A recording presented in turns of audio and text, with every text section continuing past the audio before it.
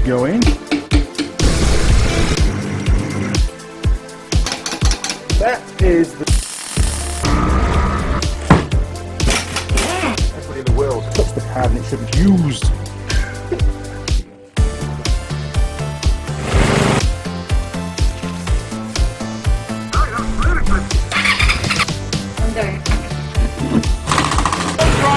So I've got the, let's take a little...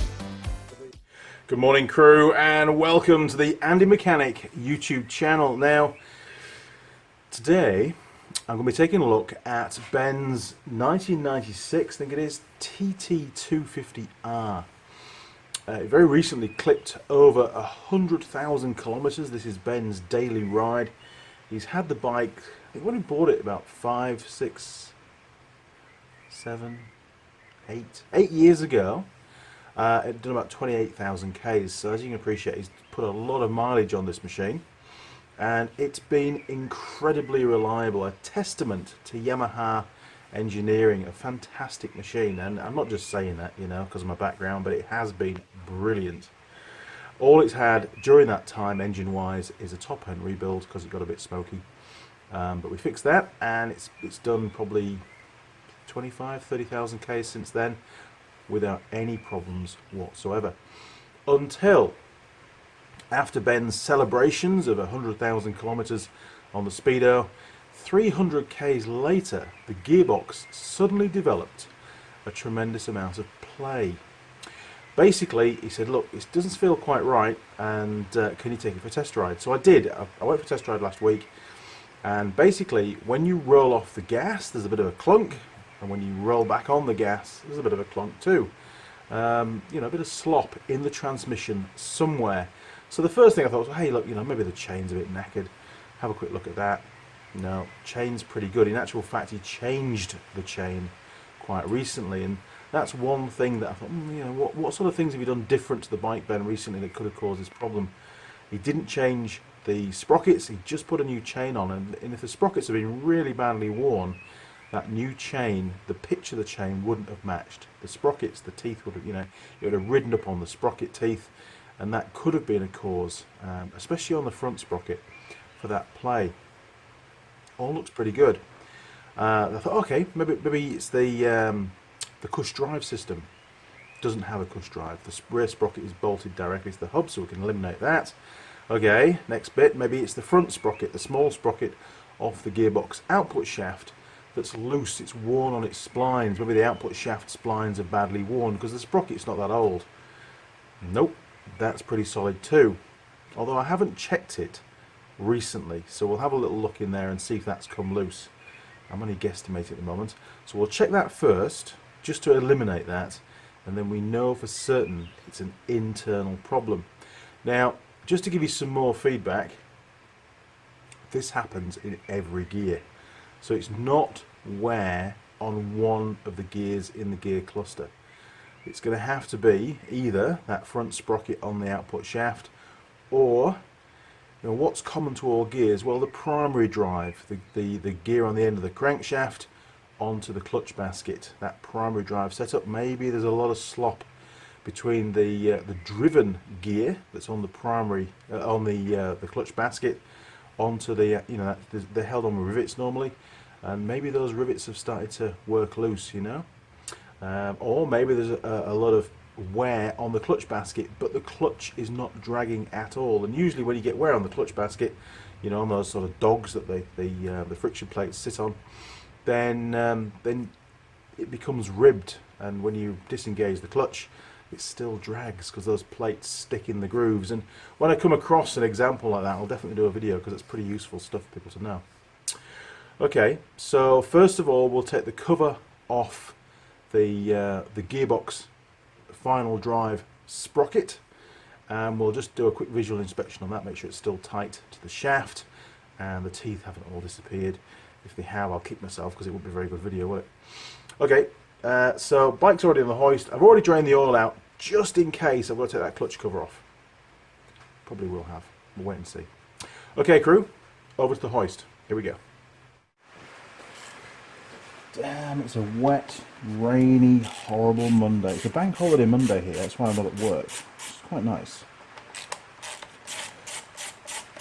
And I've got some plans this afternoon to do some videos on using that new Pico scope that I got. So I'm going to drag out the WR450F and hook that up to the Pico scope on a number of the different sensors. Oh, Ben, that one's missing. What's going on?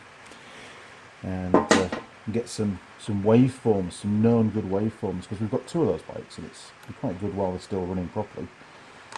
Not saying that they're going to fail, but one day we'll might have a problem with them. Then those known good waveforms could be really useful. Right. What have we got? Oh, we've got one more down there, number 5. And I might be able to leave the gear lever in place, hopefully. Right.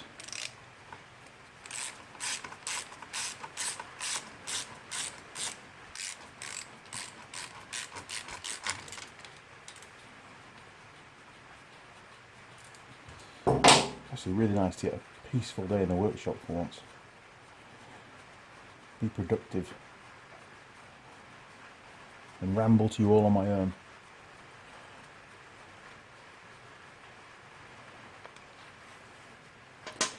Okay, let's see what we've got. Right, now this, on this particular model, we've got the Speedo pickup. It doesn't have a drive in the front wheel. It's an electronic pickup, which is this assembly here. But I still think, oh, maybe we should take it off. Let's not be lazy. Right, it's 2 more bolts. And down there, look. And all the grease. I think we've got to undo that nut as well from memory. I haven't been there for ages. We hardly ever have to work on this bike. It's so bloody reliable.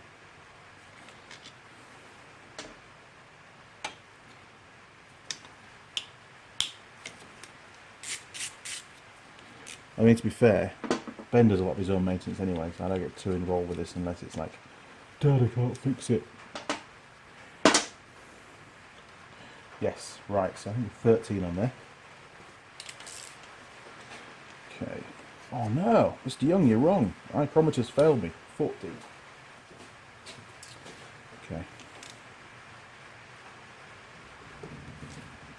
Now, is it left-hand thread, Benjamin? I think so. No. Okay. I think he had to replace this from memory. I'm sure he had to order a new one. Thinking about it.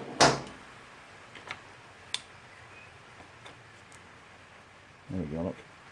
That does look new, doesn't it? Yeah. Okay. Better not drop that on the floor. And that's a little pickup sensor there, look.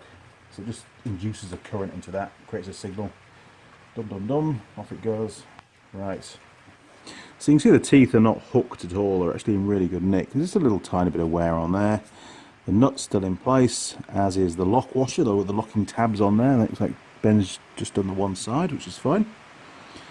And I'll just move backwards and forwards. It all looks pretty good.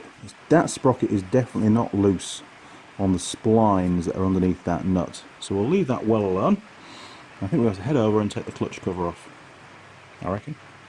Okay, well, it's definitely not an external fault.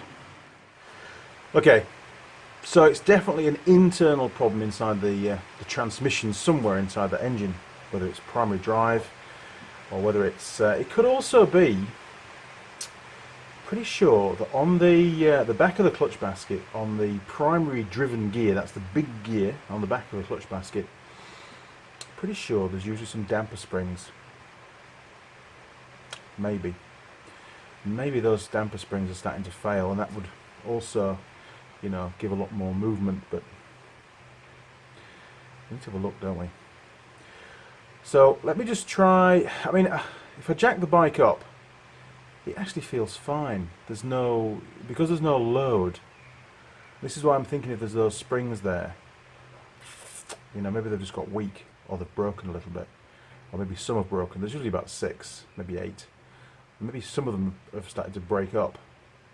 So, you know, as the bike gets under load and you're on the gas and off the gas and on overrun, the remaining springs would compress a lot easier because there's fewer of them, and that would cause that additional play. I don't know. Not really had this problem before. It only really happens on stuff that's done loads and loads of Ks, and not that many bikes do that many Ks. They tend to die when they get to 100,000 kilometers, don't they? Or get crashed or whatever, you know. Okay, well, yes, I'll jack it up. I'll show you that there's no real problems on the exterior as regards movement of the wheel compared to the engine. You know, put the engine in gear, put the gearbox in gear, move the rear wheel. There isn't really any excessive movement on that. But I'll show you what I mean. Here we go.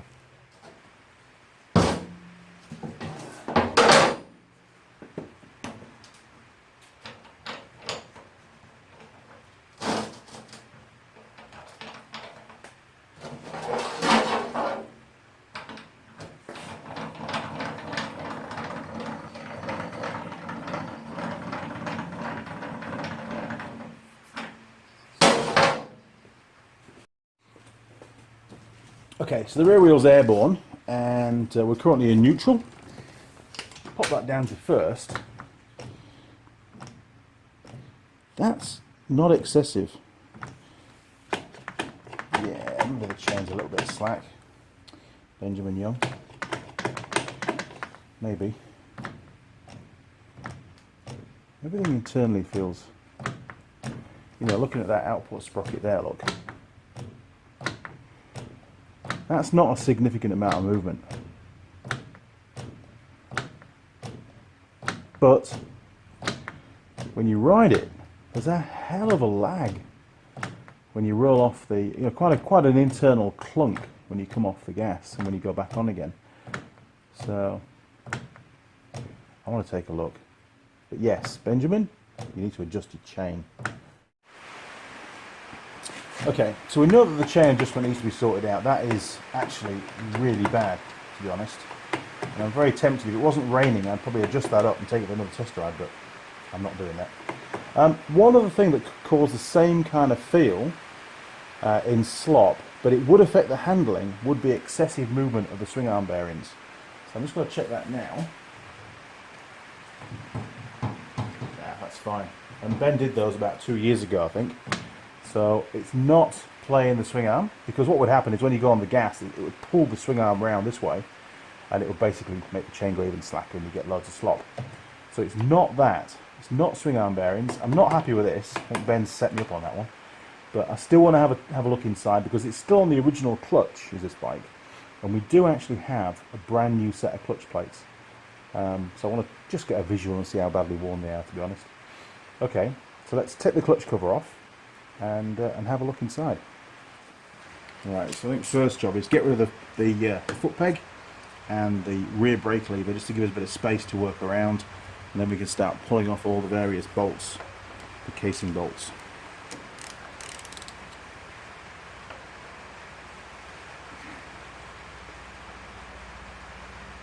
Jeez, that was tight. That's one. Can we get the other one out? Yes. Excellent. It's much easier with that out of the way.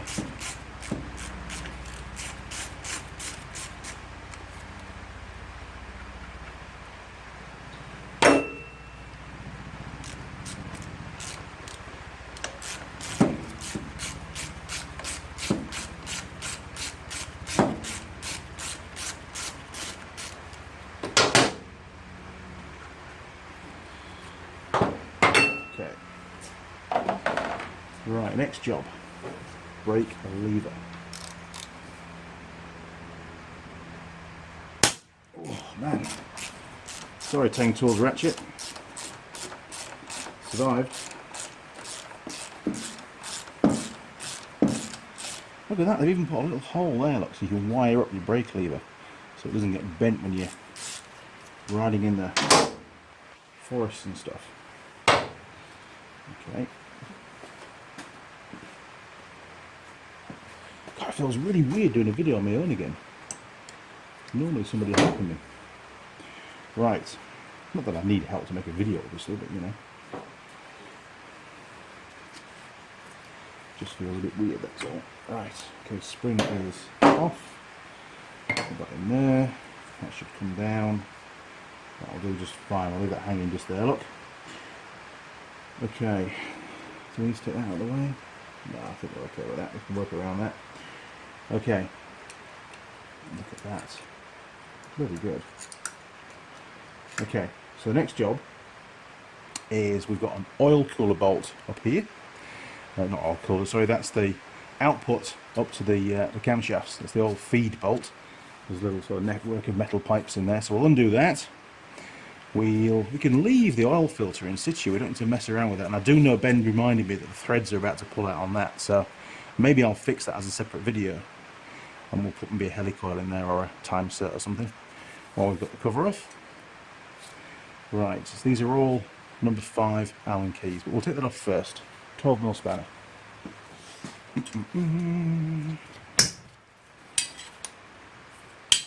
Bloody good.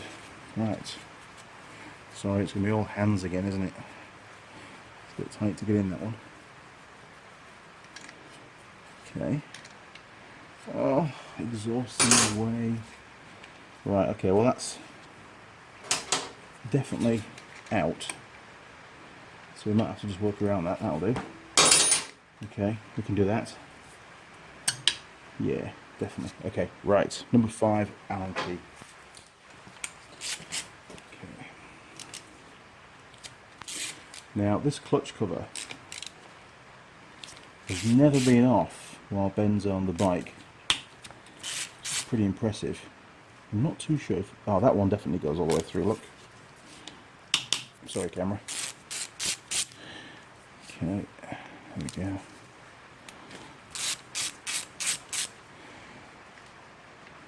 Now these two bolts here, this is an output for an oil cooler. In some countries they fit an oil cooler to these bikes just to help keep the engines a bit cooler because they're already an air-cooled machine. But we don't need it, and it just means it's more things to go wrong, more components you add to your bike, so Ben's not interested. Oh, there goes the oil. Yes, I have drained it. That will just be the excess stuff. Right.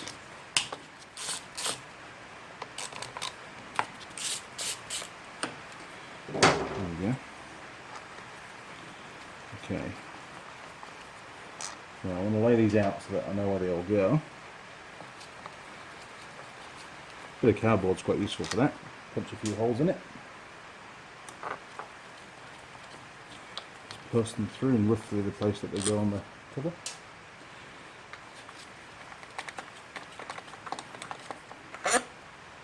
You can guarantee they're all different lengths.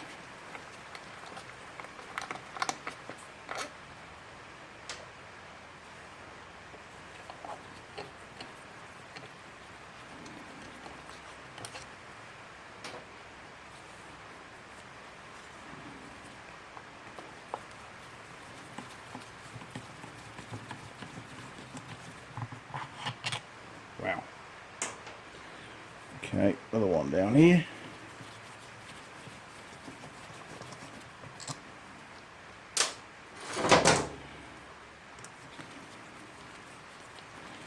Not too sure if I have to do either of those two. Can't quite remember. Not that one, I'm sure about that. Right. Sure we'll find out very shortly.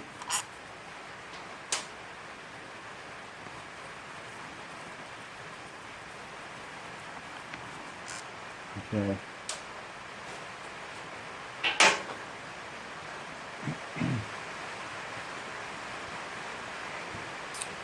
Okay, so that's all the bolts out. And, oh, look at that. Bloody brilliant. Get that washer off there. And that's just stuck on, that'll do. Wow, it's all very clean. Look in there, look. Super clean. And, bloody hell, we've even saved the gasket. Look at that. Bit of Yamaha bond on there and should be good to go.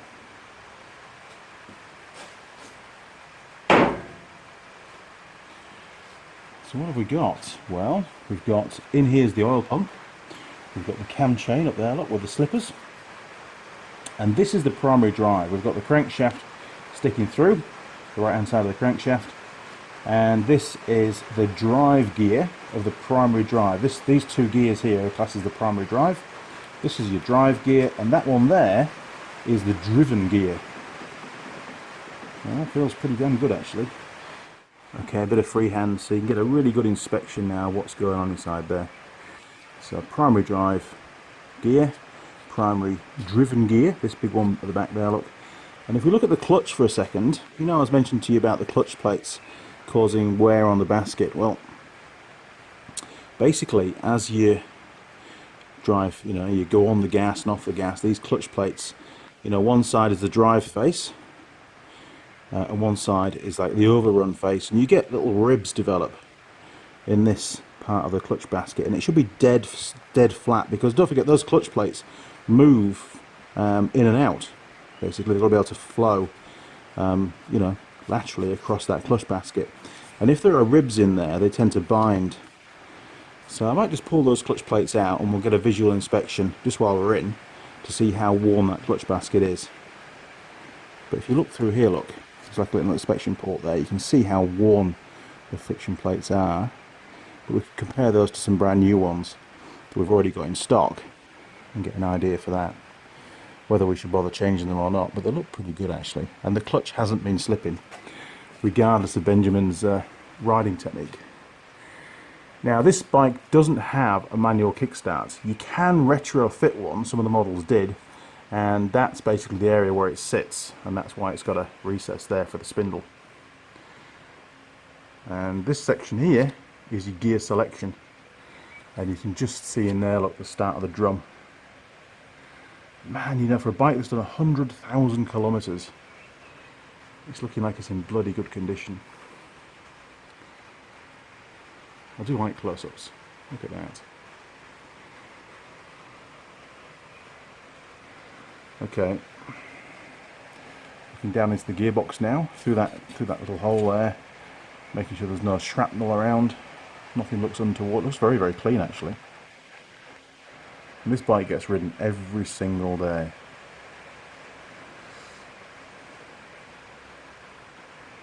Wow. What a machine. Now, just while we're in, there's a little O-ring there, look, that's a transfer port.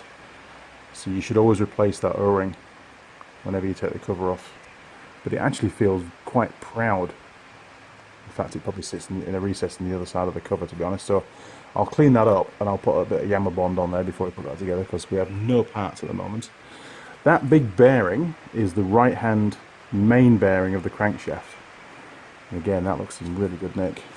There was no noise in the engine anyway, so quite happy. We can just check all those teeth. I can just turn that around, look. There we go.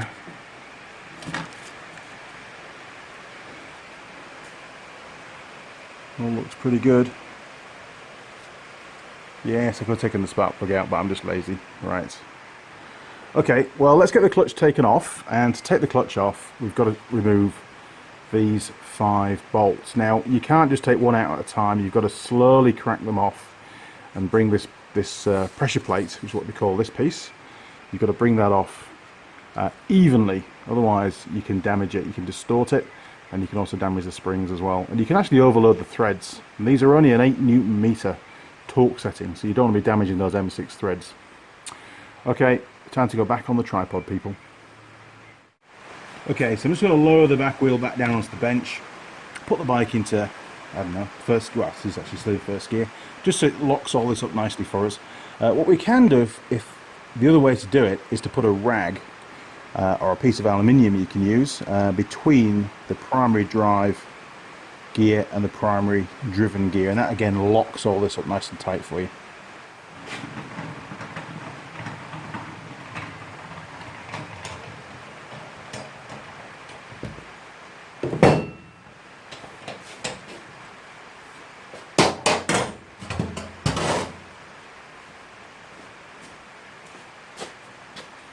Okay, let's get these cracked off. Make sure they're not tight at all.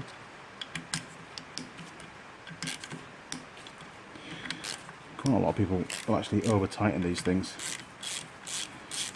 when they put it back together again.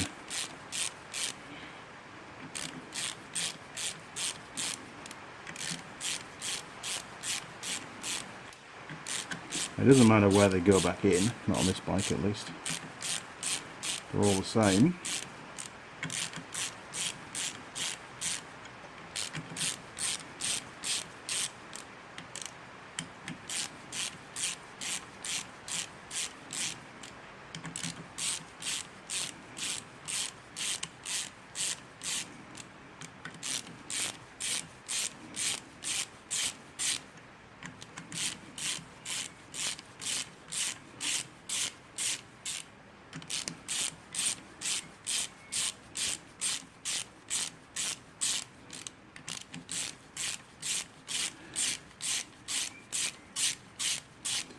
Nearly there.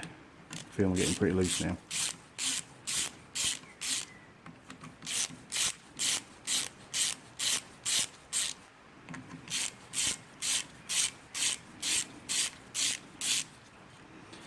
Right, that's one.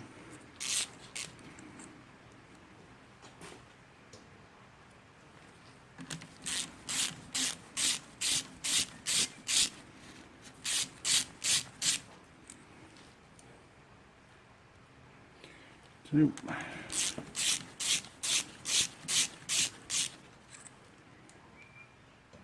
Three.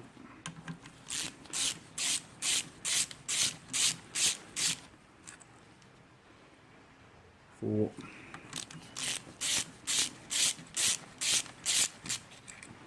Five.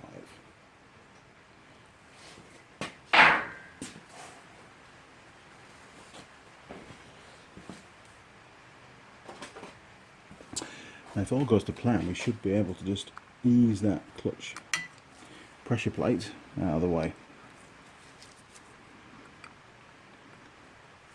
It'll come out. Not too sure that should be loose like that. Okay, that's a little push rod at the back which is adjustable, and there's a ball bearing just in there, look, so you don't want to lose that. That's pretty good.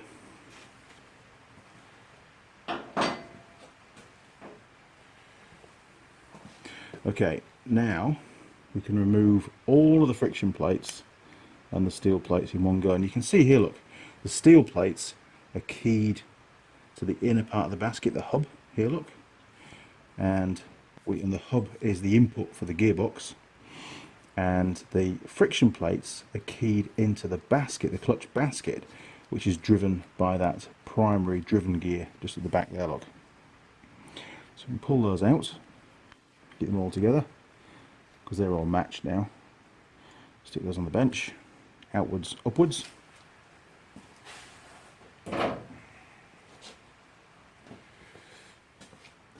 We can have a little close-up now of the clutch basket condition. So what we're looking at here, if you can see it on the screen, maybe, yes you can, just there, look, that's perfect. Okay, so we'll just focus on that.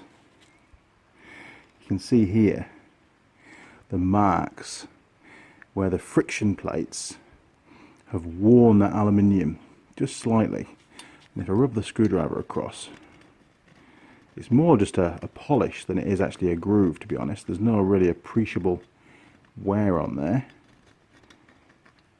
And if there was, the deeper those grooves are, these bits here, the deeper they are, so the more of a ridge there is in this untouched area here, the more your clutch will bind on when you pull the clutch lever in, because those plates won't flow over to the right hand side freely, because then obviously when you pull the clutch in, you should get a gap between each friction plate surface and each steel plate surface, and when those ribs sort of prevent that from happening, so you get clutch drag. But that actually 100,000 Ks, that's bloody good. So again, we've got, just checking for ridging. Oh man, it's minute. It really is tiny. Yeah, that's all fine. And you can get a similar problem on here as well. Look, if I can just get that to focus for you on the actual drum as well, where the steel plates sit on the drum. You can get wear on the drum, but again, that feels really good. And that was not related to this customer complaint. I say customer, Benjamin's complaint. There we go. She's still in gear at the moment, so that would spin freely all the way. Man, there's a bit of movement on that, isn't there? That's first gear. Hey, I think we could have found it. Holy shit. That's a lot of movement. I think. Ha! There's your ball bearing. Where did that go? There he is. You ass. My own fault. Okay. So just going back. That's a lot of movement.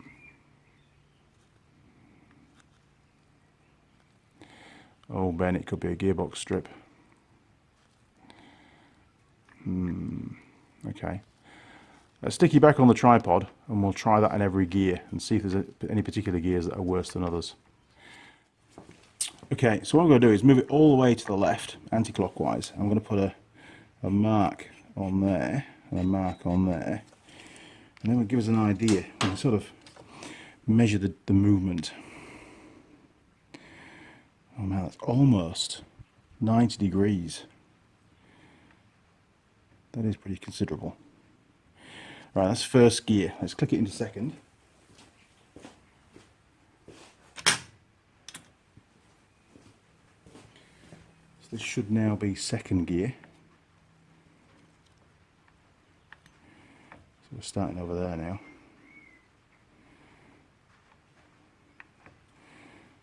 So that's considerably less, isn't it? Okay, let's try third.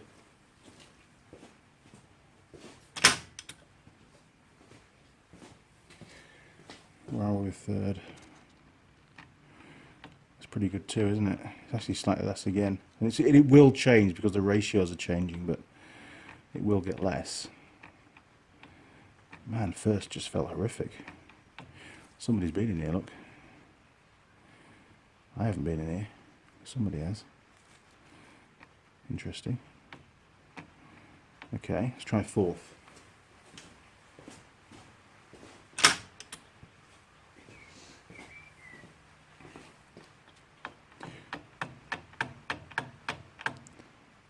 Tiny. Okay, last one.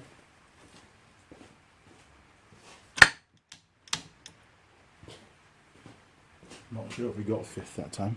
Oh, we did now. There we go. So tiny. Okay. Right, back to first.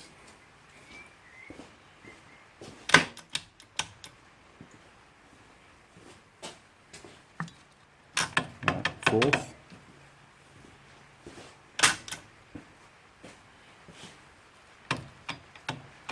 Third.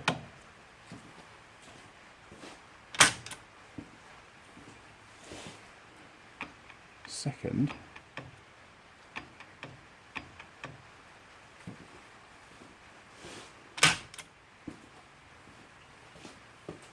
And back to first again. Yeah, it's a long way, isn't it? Okay, well, I did promise you would take the clutch hub off and the basket off, so I now need to undo or bend back that little clip there, look. We'll use the rattle gun and we'll buzz that off, get the inner part of the basket out of the way. There'll be bearing in there and there'll probably be a thrust washer as well, and then we should be able to withdraw the basket. What's she like for play?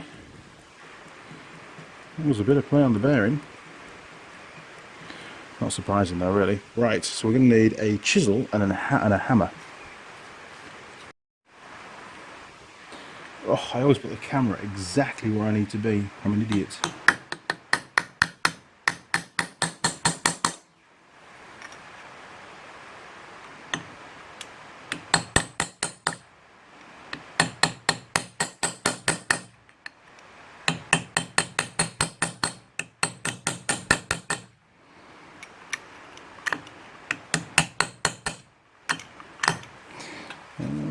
that should do the trick. Okay, here we go.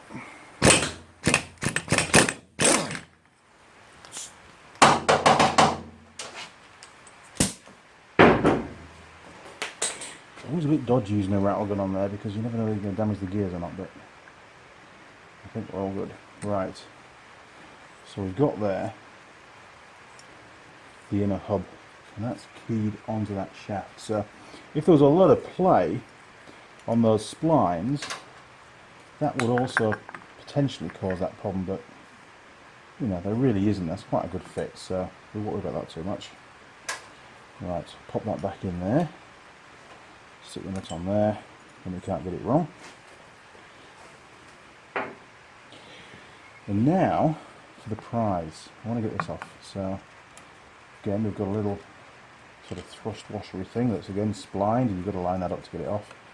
Now there will be a needle roller bearing in here, I think, or a bush. Oh, there we go. There's the bush. So no bits to fall out. There we go, look. And those are those damper springs I was on about. So we've got 6 damper springs, and again, they all look perfect. There's nothing wrong with those at all. There's no excessive movement. Everything's actually as it should be. Yeah. And that gear there, you may be wondering, hey Andy, what on earth does that gear do? Because it's not doing anything, look. When it goes back on there, it's not actually in contact. There's nothing behind there at all. Well, that's to do with the kickstart mechanism. You know, and you've got like there should be, your kickstart shaft is here, that's where your kickstart lever goes.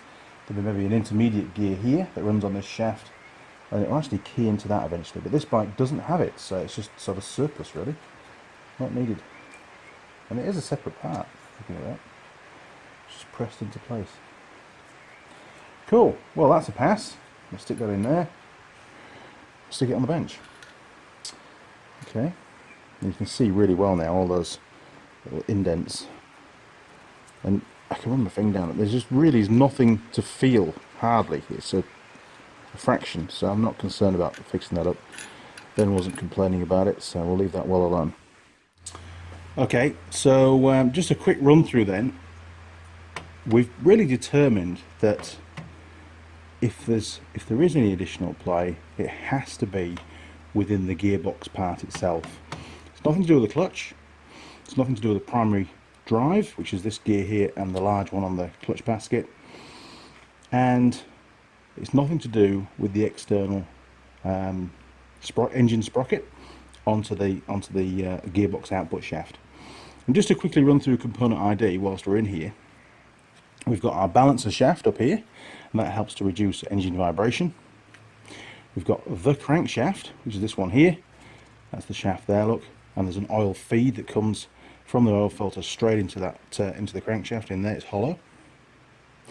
Got the oil pump. We've got the gear selection mechanism. You'll have seen that moving around when I was changing the gears. In fact, we can do one now actually. There you are, look, you see. That's your gear selector, and that's rotating the selector drum just behind. And again, all that looks pretty good. There's no problems with gear selection. Cam chain slippers. We've got the input shaft of the gearbox that comes from the clutch basket itself, you know, and we've also got the output shaft of the gearbox just down here. So pretty basic kind of setup, and that's everything that's in there. I'm not looking at taking the engine out today. It was just really a diagnostics. What would have been really helpful, which I might try and get hold of for next time, is obviously one of those little endoscope cameras. You can get them off eBay and stuff pretty cheap nowadays, and I might just be able to thread it through into the gearbox and take a look and look at the gears and maybe even diagnose it before we even pull the thing apart. Saves a lot of time if you get it wrong, doesn't it? Right, so I think the next thing to do is we'll compare those clutch plates, and then we'll put the whole thing back together again. Okay, so where do we go from here? Well, we've proved through inspection that there's no problems with the primary drive gear. There's no problems with the clutch. The friction plates actually look pretty good. And just remind me, that's the top plate, that's the outer one. And if we just spread those across, I mean, man, you can still see, you know, it's not bad at all, is it really? So if I do that, you know, you can see that they're all in pretty good nick. We can even measure them up. I'll go and dig out the brand new friction plates that we've got. I don't think Ben bought any steel plates. And we can actually measure the wear on these. And we have not fitted a new clutch to this. So this bike has done 72,000 kilometers, we know of, on this clutch. And it was probably the original clutch. So it's done 100,000 kilometers on this clutch. And now I've forgotten which is the outside one. Oh well, doesn't really matter. It'll be alright. Okay, right. I'll go and find the new clutch kit and we'll do that measurement. Well, this is maybe a laugh. We've got in here the new friction plates, and Ben even bought new clutch springs. You'll see those in a second. But the date, yeah, look, the date on there is 2012. 15th of March 2012. That's over 5 years ago we've had these in stock. Oh man, he bought new steel plates as well. It's like Christmas, isn't it? Okay, let's have a look. Don't need the invoice anymore. And at the time, Ben thought that the clutch was slipping a little bit. This is probably shortly after he bought the bike, actually. When did he buy the bike? He bought the bike in 2009, so he'd had the bike 3 years, and he felt that the clutch had started to slip. So I said, hey look, you know, just go out and order all the new bits. Now the clutch springs for this particular bike, there's the part number, look, there you go. And you'll need 5 of those. And friction plates, we've got 1, 2, 3, 4, 5, 6, which is correct. Okay, so 6 friction plates. And just checking that they're all the same part number. I think they will be. Yes, there you go. So the friction plate part number is that one there, look. Okay, and you'll need 6 of those. But, amazingly enough, Benjamin's gone out and he's also bought new steel plates. He's a good lad. When it comes to spending money and buying all the right parts, he doesn't hold back. And those are the steel plates. Okay, that's the part number of the steel plates. You need 5 of those. And 2, 4, 1. And again, I'm pretty sure that they're all the same. Yes, they're all the same part number again. So 5 steel plates, 6 friction plates, and 5 clutch springs. Okay, now I did promise you we would just measure up and see how much of the friction plate has worn down in 100,000 kilometers. I mean, some riders, yeah, look, get the old verniers. Some riders will burn through a clutch 20,000 Ks if they're really bad riders. Benjamin, actually, I've always instilled to him, never ever ride your clutch. Now, okay, you know, that's more from four-wheel drive stuff, but even as a motorcyclist, he will not ride that clutch, or, you know, to a bare minimum at least. While some riders, you know, the motocross riders and stuff, they're always riding their clutches, and that does my head in. But that's just the nature of the beast, isn't it? Okay, so brand new clutch plate. You can read that. Yeah, look. Is, or was, basically 3mm. So 3mm for a brand new one. I'm just going to pull the top one off. I'm not going to measure all of them. And this one. Okay, you're going to think that I'm lying to you now. I'm not.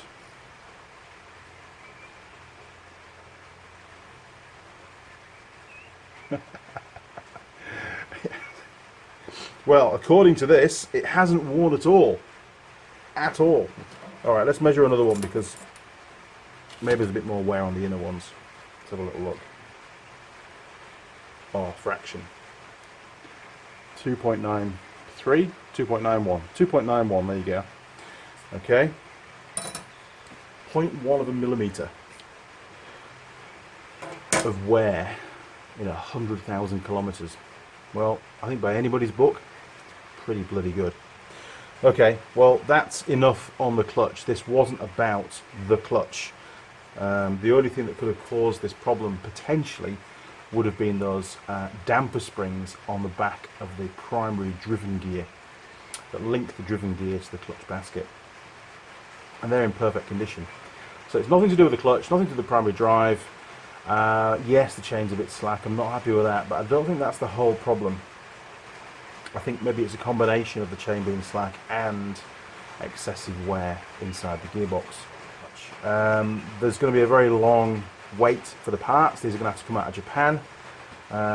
They should hopefully still have stock, but there is a possibility that Ben might be able to pick up a second-hand engine complete, which we can do a rebuild on, and then it can go in the bike, sort of reconditioned, so to speak. And most of these bikes have done nothing like the mileage that this one has.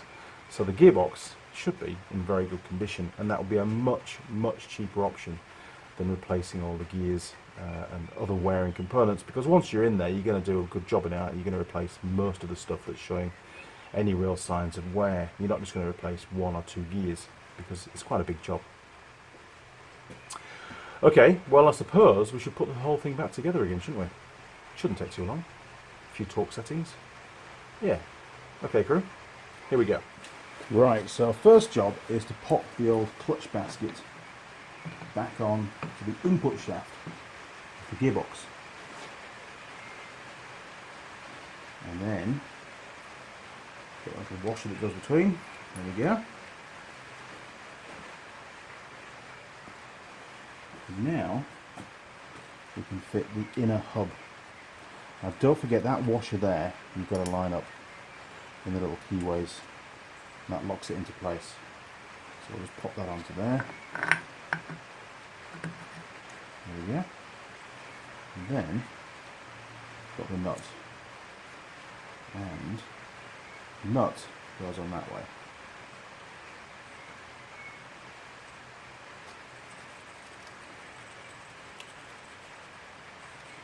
Excellent. Now we've got to tighten that nut up to 80. That's 80. No, I'm wrong. 75. That one's 80. This one's 75 Newton meters. Right, 75 Newton meters for this particular nut. Now the problem that I have is there's a special tool that you use to hold this clutch basket still whilst you torque up this nut. And I don't have one here. Mine's at work. So I'm going to have to come up with an ingenious plan to lock that. Now, I have seen some people put spanners and screwdrivers and stuff across here. That'll be a major no-no, because all that will happen is you're going to snap these off. They're very delicate and you can't do it. The only way to hold this in place is either to lock the rear wheel, and we could maybe use the brake to do that, or to use a special tool. And again, you wouldn't want to put something from that hub across to the clutch basket, because you're going to put all that stress onto one of these small aluminium sort of dogs. Here, look, and you probably again break that, and these clutch baskets are pretty damned expensive, so you don't want to even risk damaging that. So I've got to come up with an ingenious plan on how to hold that still in order to be able to tighten up that nut. Okay, I've had a rummage around and I've found something that's very similar. The only downside is it doesn't have the flats that fit correctly into these grooves. It's all I've got really, otherwise I have to make a special tool, but I'll stick that in there on those flats. In fact, let's try and get them bang opposite. Back it off a little bit. There we go, look. Get that good and tight. Make sure it's in the grooves. There we go. We'll give it a slight additional tweak just to make sure it's properly clamped. Took me ages to find this. Last time I used this was on that little Suzuki Alto. But it works to the same principle, and I could modify it to make it work. Okay, so that's pretty much clamping that inner hub now. All we need is the torque wrench. The torque wrench is set to 75 Newton meters, so it's either going to work or it's all going to go drastically wrong. Let's just have a... Oh, okay, we're not clicked yet. A bit more. Jeez.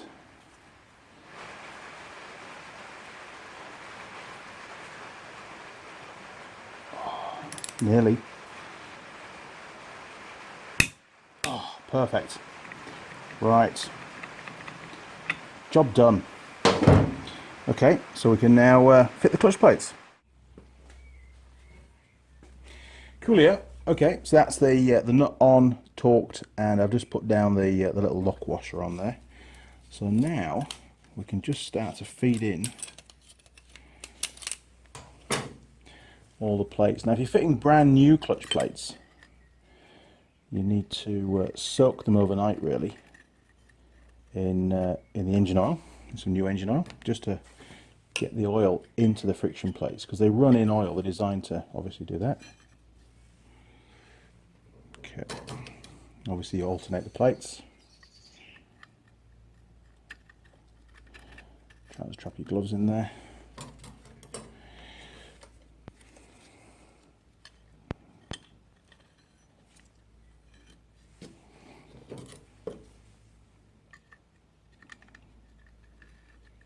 There we go.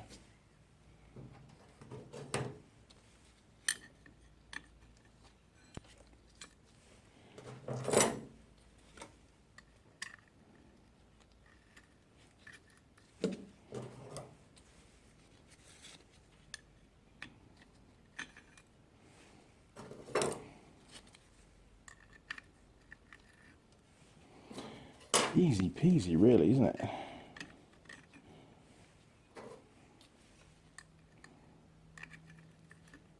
we go. That's all the plates in. So now we can fit that pressure plate back on. Before we do that, don't forget that infamous ball bearing. Most bikes have a ball bearing in there, so you have to check your manual, or when you pull it apart, just take note if there is one. Okay. There we go. Right.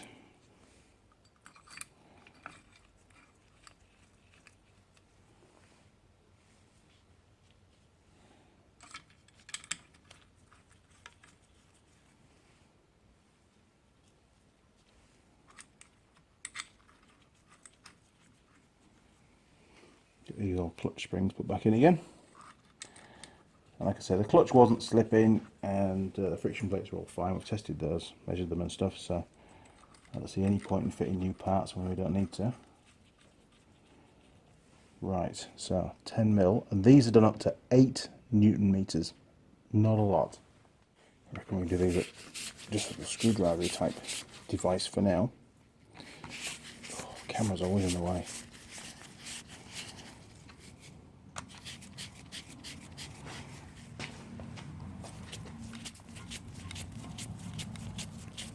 We'll move you guys back a little bit. There we go. Much easier.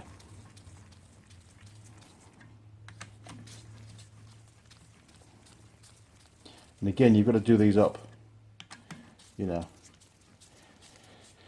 opposites. Just work your way around so that that pressure plate goes on nice and evenly. Very important.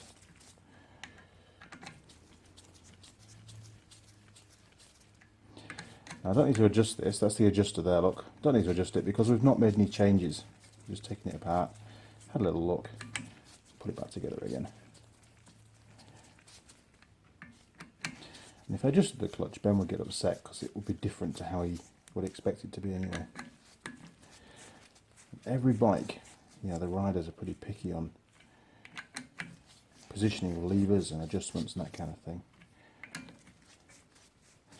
Right, so all of those really are just sort of finger tight. So we'll get the old torque wrench, 8 Newton meters. Okay.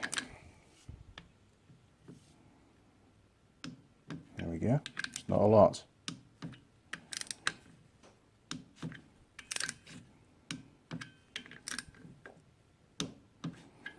Let's check them again. There we go.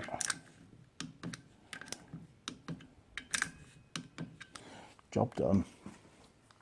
Okay, so all that's left to do now is to refit the cover, and I've put a lot of, well, a very thin smear of Yamaha Bond just on the gasket, just to make sure it's not going to leak. But it really is only a temporary sort of thing, because I'm pretty sure that this engine is going to come apart at some point soon. So I'll just slide that under there to make sure we engage that oil feed. There we go. On the end of the crank. Perfect. Right, time for some bolts. Okay. So that one in there.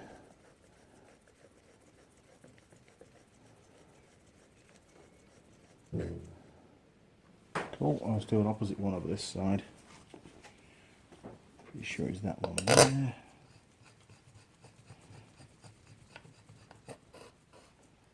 we go. And now we can just start to work our way around.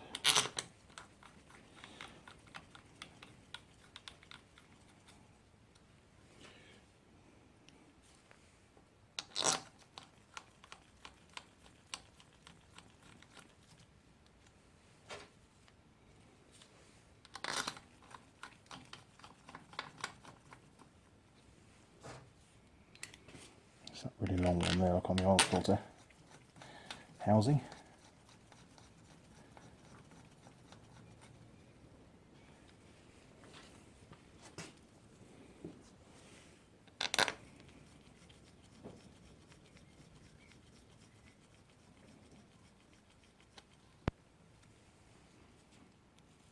It's pretty cool to have them all in order, isn't it? It's a nightmare when you get them out of order.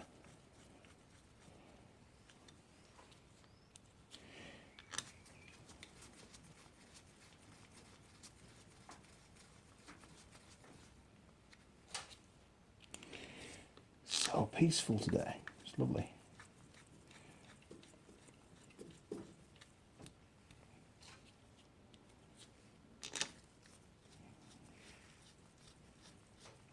Right, now these are all 10 Newton meters. Okay, let's start around here, look.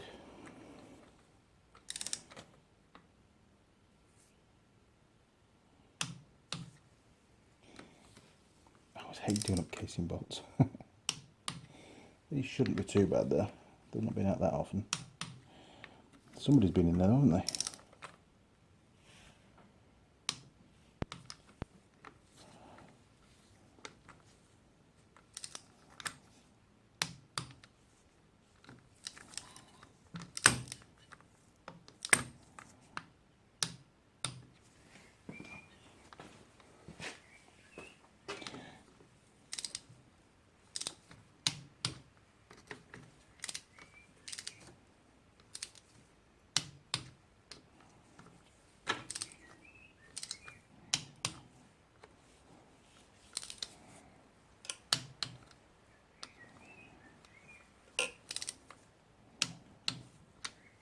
That's where we started. Let's double check that one. Cool. Okay, so that's all the casing bolts now in and torqued down. Just got that oil feed pipe banjo bolt just to tweak down, making sure there's a copper washer on both sides. There should be new ones. Not today. Right. Can't get a torque wrench in there, so just a spanner, 12mm. And use my factory setting torque.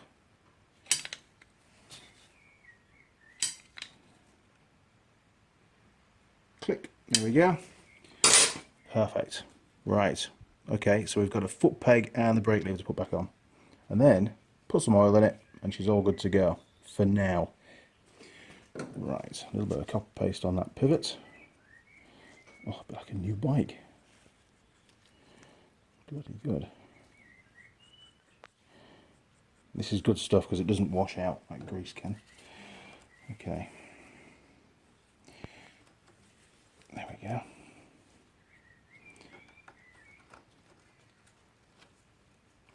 Now, was that a 5 or a 6? There we go.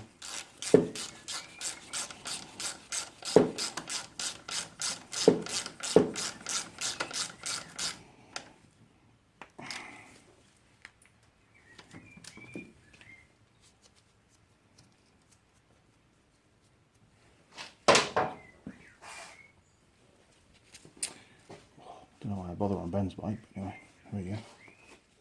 Okay, so we have the main return spring to fit.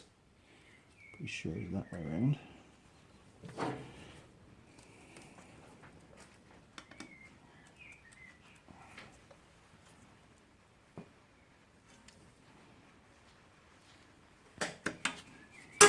There we go. Cool, and then just put the brake light switch just to clip into there.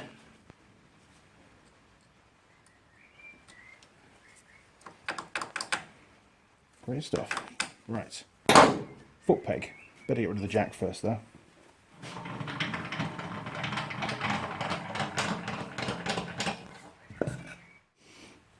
Right, just a foot peg. All going swimmingly well today, isn't it? Although we've not actually fixed the problem, we have checked all the components we can get to without basically taking the engine out of the frame and stripping the whole thing down. So I'm hoping it's going to last a bit longer, and that most of it's relating to that really crappy chain adjustment engine and young. You never watch my videos anyway. Right.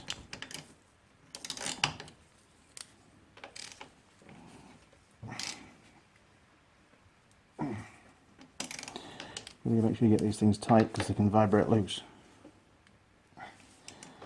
There we go. Cool. Done. Well, there you go. Yes, I've still got that little cover to put back on the left-hand side of the engine for the speedo pickup. But hey, you don't need to see me do that. It's pretty easy. I was damn lucky I found this tool. Like I said, the only difference, if you look at the little teeth there, look, these are round, and on the correct tool, these will be actually flat to key into that that hub on the clutch, and you can adjust. You know, you can actually, as you tighten this up, it actually brings those closer and closer together to sort of really clamp onto the drum. So really, you should have one of those. Without that, I'd have been stuffed, and that wasn't the right one. And man, I was really concerned about it slipping. Yeah, it could have been quite easy to damage that basket, but fortunately, we got away with it. Just. So yeah, Ben's just going to have to continue to ride that bike for a bit longer, and hopefully we'll pick up a second-hand engine for it. Now, yeah, sure, I could order, you know, a full internal if the parts are still available. Yamaha's pretty good at that kind of stuff. You know, all the new gears for inside the gearbox, but it is just normal wear and tear, and it's what you'd expect on a bike that's, you know, done that many Ks, and especially the way Ben rides it, he's so hard on the gears. You know, he bangs through the gears really hard, and that's going to cause excessive wear, or speed up the wearing anyway. Well, I hope you found the video helpful. It's a bit of an insight into the clutch area, primary drive, and the final drive of a Yamaha TT250R Raid, the one with a steel fuel tank. But these engines have been around for a long time, and they're bloody bulletproof. There's a few variations of the engine. Top ends are a bit different on some bikes. Some are single cam, some are double cam like this one. But they are really, really good motorcycles. And if you're looking for an old trail bike just to run around on, that's reliable, you can't do any better than one of these. They are awesome machines, and they still hold the value. So be prepared to pay a bit of money for them. Okay, well, you've been watching the Andy Mechanic YouTube channel, and well, you know, why not subscribe to the channel? Click on subscribe. You'll see a little gear icon. Click on the gear icon, and then you can tick the box and turn on notifications. You'll also find me on Facebook, Instagram, Google+, and Twitter. Feel free to communicate through any of those portals, but I would ask first point of contact through the comments on YouTube. All right, crew, see you next time. Cheers, over and out.